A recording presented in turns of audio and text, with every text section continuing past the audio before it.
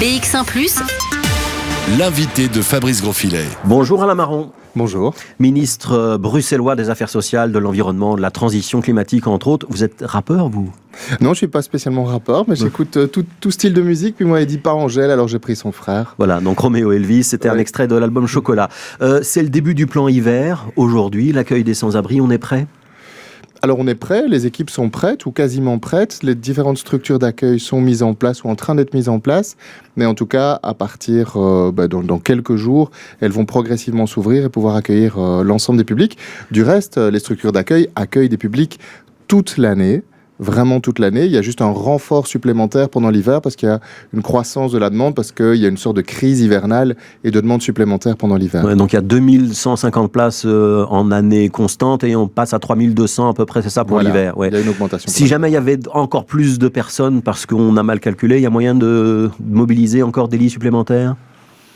A priori, ce n'est pas prévu à ce stade. Les budgets sont limités. On crée le maximum de places possibles au regard des budgets et au regard de la demande. Normalement, ça devrait suffire, sauf catastrophe. Maintenant, il est évident qu'une bonne partie du public sans-abri à Bruxelles, que ce soit en été ou en hiver, ne trouve pas sa place dans des structures d'urgence.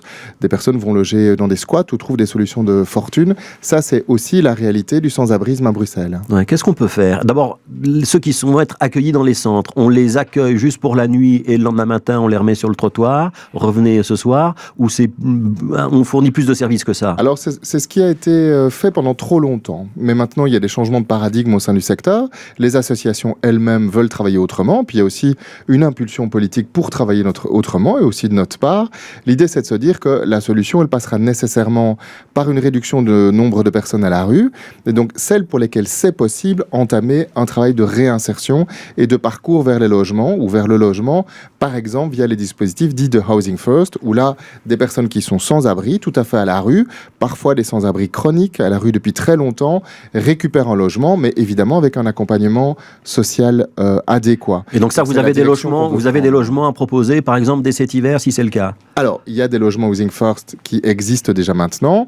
On va renforcer de manière importante les moyens du Housing First dès l'an prochain. Le budget 2020 sera proposé au Parlement la semaine prochaine et on va augmenter ces moyens-là d'hébergement structurel pour les personnes sans abri. On soutient aussi des projets innovants, comme le projet Issu, grâce en fait à des sociétés de logements sociaux qui mettent à disposition du secteur des logements qui sont vides pour le moment en attente de rénovation.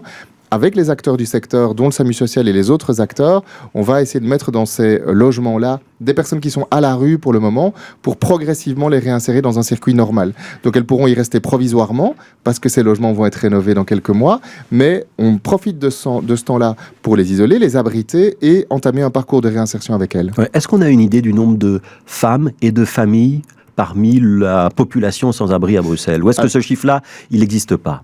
Alors, il existe un certain nombre de chiffres et de statistiques. Vous savez que l'Astrada, maintenant Bruxelles, fait un rapport tous les ans. Donc l'Astrada, c'est une coordination de la politique sans-abri qui maintenant est prise par Bruxelles, qui est un organisme régional de coordination de toute la politique d'aide aux sans-abri.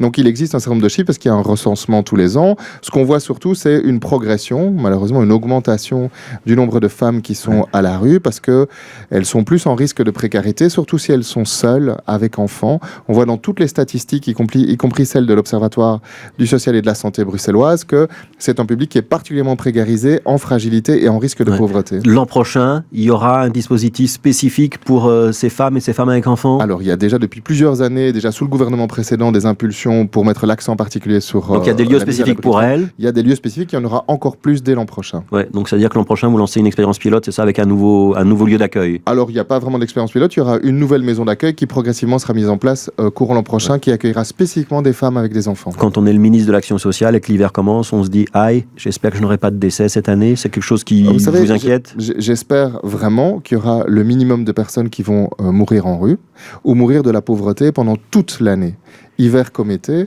parce qu'en fait, il y a autant de personnes qui meurent en rue à l'entre-saison ou en été qu'en hiver. Et malheureusement, c'est évidemment toujours un échec. Il faut savoir que l'espérance de vie des personnes qui vivent dans la rue est évidemment beaucoup plus faible par rapport à celles qui ont un abri. Ouais. Le fait que ce ne soit plus le SAMU social, le CPS de la ville de Bruxelles qui pilote l'ensemble des dispositifs, mais que ce soit remonté à la région, décision du gouvernement précédent, mais que vous allez donc appliquer, c'est une bonne chose, ça permet une meilleure coordination. C'est une très bonne chose. Ça veut dire que le SAMU social, autrefois, faisait pas bien son boulot? Non, il était jugé parti, et puis surtout, il y avait des clivages et des tensions extrêmement importantes entre le SAMU social d'un côté et le reste des acteurs et le reste des secteurs. Tout ça, c'est fini, vraiment, et c'est une très très très bonne chose que ce soit fini. Enfin, on peut travailler autrement et faire en sorte que tous les acteurs qui travaillent dans l'aide aux sans-abri travaillent dans la même direction et de manière coordonnée, y compris bien entendu le SAMU social. Alors vous êtes ministre de la transition climatique et de l'environnement. On va donc changer de sujet si vous voulez bien. Les entreprises qui gardent des places de parking et qui sont même prêts à payer une taxe qu'on appelle la charge environnementale, 450 € par an, pour garder une place de parking qui est au-dessus du quota auquel elles ont théoriquement droit. Ça veut dire que ça ne marche pas, cette charge environnementale, il faut l'augmenter? D'abord, il faut rappeler un peu l'idée. L'idée, c'est de dire aux entreprises, il faut réduire progressivement aux places de parking parce qu'il y a trop d'embouteillages à Bruxelles, une mauvaise qualité de l'air, il faut réduire la circulation automobile, il y a trop de parking au sein des entreprises. Et donc, les entreprises qui sont en surplus, avec ce surplus, soit elles abandonnent ces places de parking et ça devient autre chose que des places de parking, soit elles les rendent en parking public. Parce que pour les Bruxelloises et pour les Bruxellois, ça peut être compliqué de se parquer en voirie. Et donc ça peut générer du parking hors voirie. Oui, ce qu'on voit, c'est que pour l'instant, la plupart des entreprises, elles préfèrent payer une taxe que de choisir une de ces deux options. Le problème, c'est que plus ou moins pour la moitié des places en surplus, les entreprises payent une charge environnementale plutôt que d'agir dans le sens que nous voulons. Donc on a un problème, et la source essentielle du problème, il faut être clair, ce sont les voitures de société.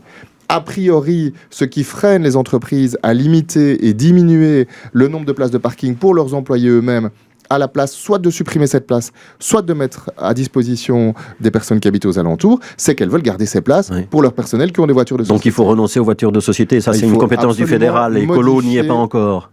Alors, pas encore ou pas du tout, j'en sais rien, mais si les négociations s'enclenchent au fédéral, nous devrons obtenir des modifications parce que cette politique est absurde. On défiscalise un avantage qui ne doit pas être défiscalisé ou qui est trop défiscalisé. Vous êtes en train de nous dire que si Écolo rentre dans une négociation au fédéral, avec Paul Magnette par exemple, la question des voitures de société se posera. La question va se poser, nécessairement. Et l'évolution du système doit se poser.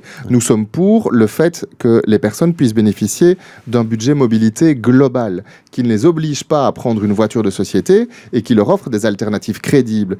Et tout ça pour faire en sorte que moins de gens choisissent la voiture de société comme avantage et plus de gens choisissent un autre type d'avantage, éventuellement en nature, en autre mode de déplacement, etc. Ouais, ça va pas être facile d'imposer ça dans une négociation gouvernementale à la marron. Rien n'est jamais facile. Donc ça va être le boulot de Raja Mawan et de Jean-Marc Nollet alors. Oui, mais on les soutiendra, croyez-moi. On va marquer une pause, on va écouter le journal ensemble et vous revenez avec nous dans une dizaine de minutes. On parlera avec vous du déploiement de la 5G en région bruxelloise et aussi d'une augmentation ou pas des tarifs de la STIB. BX1+, l'invité de Fabrice Grosfilet. Et tout de suite, on va retrouver Alain Marron pour la suite de notre interview politique. Alain Marron, est-ce que vous freinez le développement de la 5G ? On ne freine pas le développement de la 5G, on veut que la 5G puisse se développer dans les meilleures conditions possibles, dans le respect d'un principe de précaution élémentaire. Donc il y aura de la 5G à Bruxelles, ça c'est sûr et certain. La question, c'est que ça se passe dans les meilleures conditions possibles. Pour le moment, ni l'administration de Bruxelles Environnement, ni les opérateurs ne sont en capacité de mesurer les ondes électromagnétiques qui sont issues des antennes 5G. C'est des antennes qui sont compliquées. Et donc, si on veut faire respecter la norme environnementale, qui est faite pour protéger les personnes par rapport aux effets néfastes éventuels des ondes électromagnétiques, on doit savoir mesurer. Ouais. Pour le moment, les opérateurs espéraient un déploiement, en tout cas des appels d'offres pour l'installation des antennes assez rapidement dans le courant de cette année. Vous l'avez reporté ? Non. Non ? Non, pas du tout. Non. Les opérateurs n'ont pas de licence fédérale. Ils doivent déjà obtenir une licence du fédéral. Il n'y a pas de licence du fédéral. Donc, tant que le fédéral n'octroie pas de licence, il n'y a pas de déploiement possible. Donc, ça, c'est pas du tout la région bruxelloise qui le bloque. Quand est-ce que vous saurez si Bruxelles Environnement peut ou pas effectivement mesurer la gravité, la nocivité des ondes de ces nouvelles antennes nécessaires pour la 5G ? Et donc, moi, j'ai rencontré personnellement les opérateurs et leurs représentants. Et il y a des réunions techniques qui ont été enclenchées, ont déjà eu lieu entre les opérateurs et Bruxelles Environnement, notamment sur ces questions-là. Donc j'imagine qu'on trouvera des solutions techniques dans... Donc quand le mouvement réformateur vous accuse de bloquer et de traîner des pieds, c'est pas correct. Je trouve ça incorrect. Je pense qu'ils suivent une certaine forme de propagande de la part des opérateurs. Les opérateurs, qu'est-ce qu'ils visent? Ils visent en fait à ce que les normes environnementales soient les plus réduites possibles et avoir le minimum de contraintes pour implémenter leur réseau. Il se fait qu'il y a une norme environnementale à Bruxelles qui existe depuis de nombreuses années, qui a permis l'implémentation de la 2, la 3 et la 4G. Il y a un lobby et une pression importante, relayée par le MR, visiblement. Moi, je suis ministre de l'Environnement, je suis là pour faire respecter les normes environnementales. Alors, autre sujet qui a fait couler un petit peu d'encre ces derniers jours, les tarifs de la STIB. Donc, on sait que le gouvernement wallon, le gouvernement bruxellois, c'est dans l'accord de majorité, a décidé de la gratuité pour les moins de 25 ans et les plus de 65 ans. Oui. Et on se demande si, en compensation, la STIB va devoir augmenter ses tarifs. Vous qui êtes dans le gouvernement, vous avez la réponse? Non, il n'y a pas de réponse à ça. Il y a une pression de la part du management de la STIB, ça c'est vrai. Donc, c'est la direction de la STIB qui le souhaite? La direction de la STIB, elle veut avoir plus de moyens, pas du tout pour embêter les gens, mais pour rendre un meilleur service. Donc, c'est assez légitime qu'il demande plus de moyens en soi. Oui. Et donc, une des manières d'avoir plus de moyens, c'est de pouvoir augmenter les tarifs. Donc, il y a une pression de la part du management de la STIB, c'est vrai. Mais le point n'est pas arrivé en conseil d'administration de la STIB, qui doit être renouvelé par ailleurs. Donc, pour le moment, par exemple, il n'y a pas d'écolo au sein de ce conseil d'administration et n'a pas été traité en gouvernement. Mais nous, en tout cas, l'accord de gouvernement, il est clair sur les tarifs de la STIB. C'est d'abord et avant tout la gratuité pour un certain nombre de publics que vous avez rappelé. Et pour les autres publics, augmentation ou pas augmentation? A priori, pas d'augmentation, si je vous entends bien.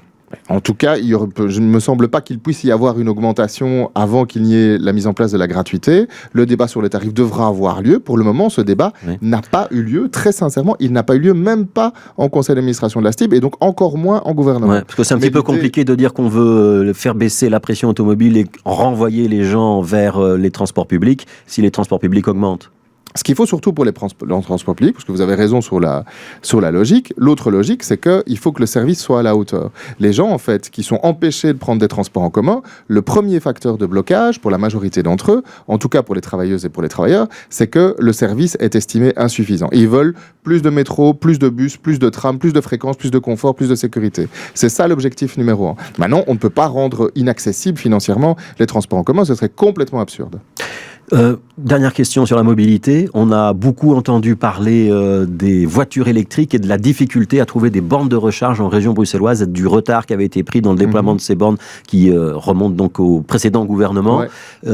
On va accélérer le tempo? On est obligé d'accélérer le tempo. Vous savez qu'on va sortir de l'essence et puis du diesel au plus tard pour 2035. Donc effectivement, il faut que progressivement il y ait une mutation du parc automobile. D'abord, quand même une réduction du parc automobile aussi, parce qu'on ne pourra pas continuer, on ne va pas solutionner les embouteillages, par exemple, si on garde autant de voitures en ville. Donc il faut un shift modal, je veux dire, de la voiture vers autre chose. Ça, c'est le premier point. Et sur les voitures qui subsistent, parce qu'il subsistera évidemment des parcs automobiles, il faut là passer à l'hydrogène, à l'électricité, etc. Il faut qu'il y ait le moyen technique soit là sur la table. Et donc, c'est une préoccupation du gouvernement, c'est une préoccupation de mon cabinet que les alternatives soient possibles. Donc concrètement, on va avoir des bornes quand ?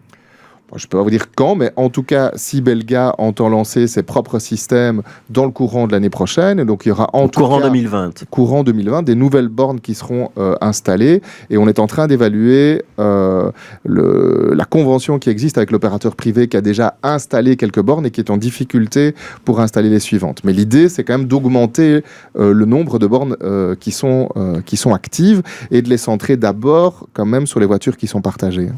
Merci Alain Marron d'avoir été invité de BX1 ce midi. Merci Alain Marron, donc ministre de l'Action sociale, de l'Environnement et de la Transition climatique en région bruxelloise.